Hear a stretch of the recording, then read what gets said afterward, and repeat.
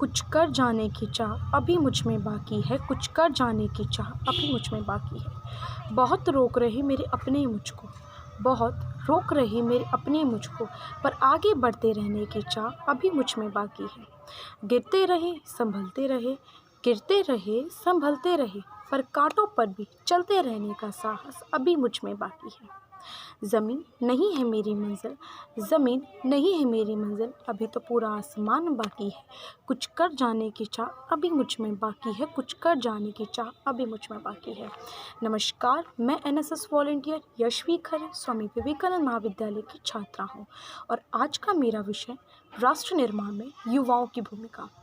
युवा शक्ति वाकई में समाज और देश की रीढ़ होती है। युवा देश और समाज को नए शिखर पर लेकर के जाता है।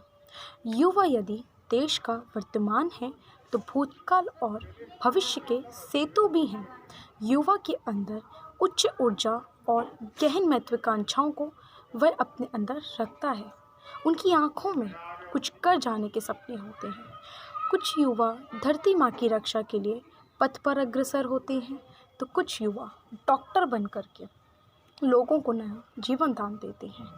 कुछ युवा जिला संभालते हैं तो कुछ युवा खुद शिक्षक बनकर के बच्चों को आगे बढ़ने के लिए प्रेरित करते हैं। राष्ट्रीय आबादी का सबसे बड़ा हिस्सा युवा है। दुनिया की लगभग 25% आबादी युवा है। आप सबको मैं ये बताना चाहूँगी कि जनसंख्या का सबसे बड़ा हिस्सा राष्ट्र के निर्माण में अपनी महत्वपूर्ण भूमिका निभाता है, जिसे नज़रअंदाज बिल्कुल भी नहीं किया जा सकता। युवा जिस संकल्प के साथ, जिस इच्छा शक्ति के साथ वह राष्ट्र निर्माण में अपनी भूमिका निभाता है, वह उसे देश का सबसे मूल्यवान और सक्षम नागरिक बनाता है। हमारे देश के प्रधानमंत्री श्री नरेंद्र मोदी जी ने भी युवाओं को आगे बढ़ने के लिए प्रेरित किया है।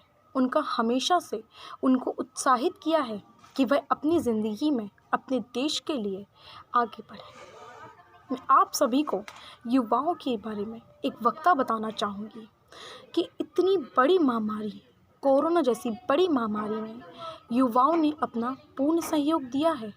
उन्होंने एक टीम बन कर के लोगों तक हर संभवतः मदद पहुँचाई है। झांसी के युवाओं ने पुलिस प्रशासन का पूर्ण रूप से सहयोग दिया। उन्होंने पुलिस प्रशासन के साथ मिलकर लोगों को कोरोना के प्रति जागरूक किया।